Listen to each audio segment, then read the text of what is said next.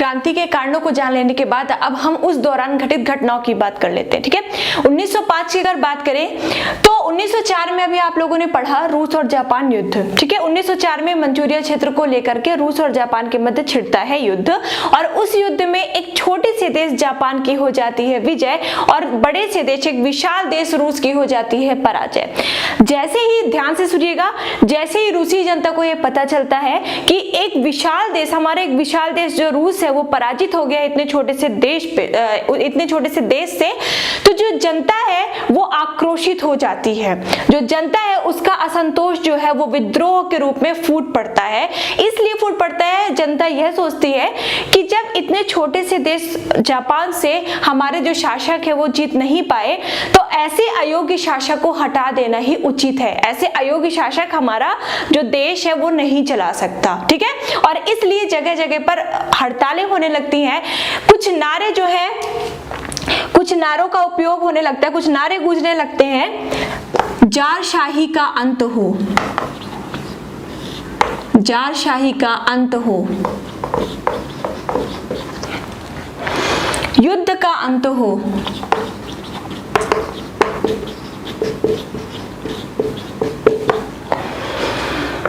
क्रांति की जय हो।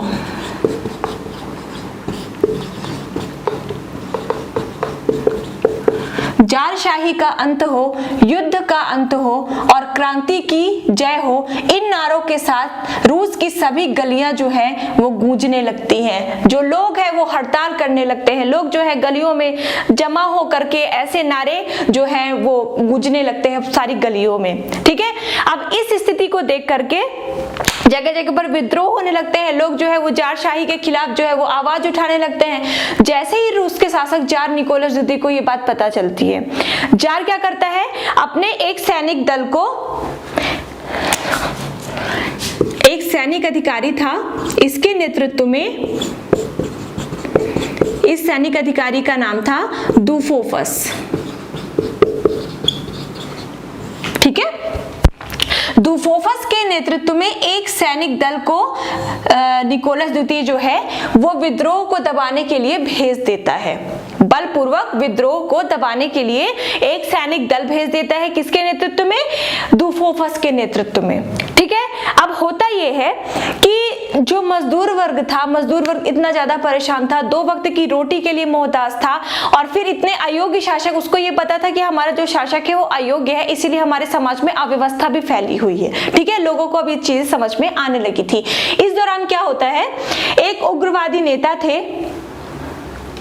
इनका नाम था फादर गोपन।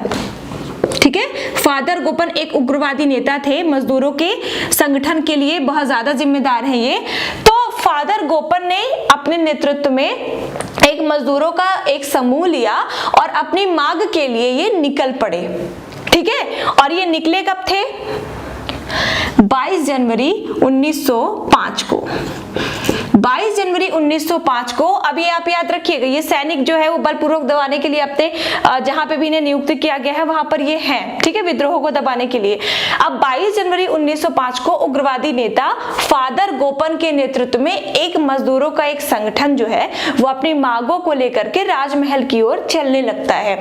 ना उनके पास कोई हथियार रहते हैं, ठीक है, और ना मतलब ऐसा कोई विद्रोह वाला कोई सिस्टम नहीं था। अभी जब वो जा रहे थे, केवल एक शांतिपूर्ण रूप से वो अपनी मांगों के लिए जा रहे थे कि हम राजा से क्या करेंगे, जार से अपनी मांगों को पूरा करवाएंगे। ठीक है, जैसे ही सैनिक को पता चलता है कि कुछ मजदूर संगठन जो है वो राजमहल की ओर बढ़ रहे हैं, ठीक है, जैसे ही उनको पता चलता है और उन्हें ये लगता है कि राजमहल में जा करके ये राजमहल पर हमला करने वाले हैं, कौन, मजदूर संगठन, ऐसा सोचता है कौन, सैनिक जो दल था। ठीक है, उन सैनिकों ने क्या किया, इस डर से कि कहीं ये मजदूर जा करके राजमहल पर हमला ना कर दे, इस डर से उस सैनिक दल ने इन निहत्थे मजदूरों पर गोलीबारी शुरू कर दी। आ रहा समझ में। उन निहत्थे मजदूरों पर गोलीबारी शुरू कर दी और उस गोली से, क्योंकि उनके पास भी कोई हथियार थे ही नहीं, शांतिपूर्ण अपनी सभा जो है वो ले जा रहे थे, इस कारण कई सारे मजदूर मारे गए, कई सारे मजदूर घायल हुए। और 22 जनवरी 1905 जिस दिन ये जा रहे थे, जिस दिन ये अपनी मांग को लेकर के जार के पास जा रहे थे, उस दिन जो था वह जो दिन था वो था रविवार। ठीक है, वह रविवार का दिन था और इसी कारण 22 जनवरी 1905 का जो दिन है वो खूनी रविवार के नाम से जाना गया। खूनी रविवार, या फिर इसे एक और नाम से जानते हैं, खूनी क्रांति। ठीक है, तो ये 3 नंबर में आ सकता है, खूनी रविवार या खूनी क्रांति। 22 जनवरी 1905 को ये घटना घटित हुई। ठीक है, अब इस घटना के बाद जैसे ही वहां की और जनता को, कृषकों को, और भी मजदूर जो और सामान्य जनता जो बस्ती, उन्हें पता चलता है कि इन निहत्थे मजदूरों पर इतना ज्यादा आक्रमण किया गया, गोलीबारी की गई, इनकी इतनी सारे, कईयों के तो परिवार ही बिखर गए। ऐसे में फिर से हड़तालें शुरू हो जाती है और जो पहले हड़तालें हो रही थी उससे 2 गुना रफ्तार से, उससे 2 गुना ज्यादा प्रबल हड़तालें और ज्यादा विद्रोह जो है वो उठ खड़े होते हैं। ठीक है, अब राजा निकोलस द्वितीय को बाद में ये पता चलता है कि वास्तव में जो शांतिपूर्ण सभा लेकर के जा रहे थे वो हमला करने नहीं जा रहे थे, वो केवल हमसे मांग रखने आ रहे थे। ठीक है, हमसे केवल वो मांग पूरी करवाने आ रहे थे और हमने गोलीबारी कर दी, काफी सारे लोगों की मौत हुई, काफी सारे लोग घायल हुए, हमारी गलती है। ठीक है, गलती क्या, जनता के सामने उसने ऐसा किया। ऐसा क्यों किया, क्योंकि बाद में और ज्यादा विद्रोह उठ खड़े होने लगे थे राजा के, जार के खिलाफ। ठीक है, इस कारण अब उसने अपनी गलती मानी और गलती को मानते हुए उसने व्यक्तियों को, खासतौर पर मजदूर और कृषकों को आर्थिक स्वतंत्रता प्रदान कर दी। लोगों को, जनसाधारण को उनके धर्म को अपनाने के लिए जो है स्वतंत्र कर दिया गया कि आप जो चाहे वो धर्म अपना सकते हो। जो राजधर्म को विशेष अधिकार दिए गए थे वही अधिकार हर धर्म को दे दिए गए। अब जो किसी भी कारणवश लोगों को कारावास में डाल दिया जाता था वो सारी चीजें अब खत्म कर दी गई। ये सारी चीजें करते हुए राजा ने अपने समाज को, रूस की अगर हम व्यवस्था की बात करें तो अपने रूस की व्यवस्था को संभालने की कोशिश की। ठीक है, और जो सबसे बड़ा कार्य किया उसने इस दौरान वो ये किया कि अब रूस में उसने संवैधानिक राजतंत्र की स्थापना कर दी। संवैधानिक राजतंत्र की स्थापना कर दी और इसी कड़ी में ड्यूमा का गठन किया। ड्यूमा याद रखिएगा, प्री का क्वेश्चन बनता है। ड्यूमा का गठन किया।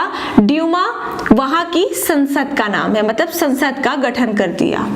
ठीक है, आज भी यही कहते हैं, ड्यूमा ही कहते हैं। ड्यूमा आ सकता है कि ड्यूमा जो है, या फिर रूस की संसद का क्या नाम है, याद रखिएगा ड्यूमा नाम है। ठीक, तो इसी कड़ी में क्या किया इसने 30 अक्टूबर 1905 को, ठीक है, संवैधानिक राजतंत्र की स्थापना करते हुए ड्यूमा का गठन कर दिया। और इस तरह से 1905 की क्रांति की अगर बात करें तो 1905 की क्रांति जो थी वो विफल रही। ठीक है, अब देखिए भले ये विफल रही थी लेकिन राजा जो जार था वो बीच बीच में ऐसे कई सारे कृत्य करता रहा जिससे लोगों के अंदर, अब देखिए चिंगारी तो पड़ ही चुकी थी, अब बस आग लगना बाकी था। तो जो चिंगारी थी वो बीच बीच में क्या हो रही थी, धधक रही थी। वो ज्वाला जो थी वो धीरे धीरे मतलब बीच बीच में इसके कार्यों के दौरान धधक रही थी और आगे चल करके 1917 की क्रांति के रूप में वो जो ज्वाला है वो जल उठती है। ठीक है, परिणाम अगर देखें इसके, परिणाम यही हुआ, मजदूरों की जो शक्ति है वो संगठित हो गई।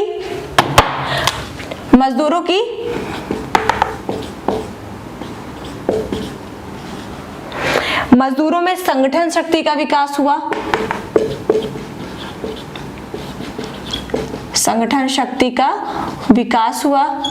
ठीक है, जो पूंजीपति थे, जो उद्योगपति थे, उन्होंने भी राजनीति की ओर ध्यान दिया।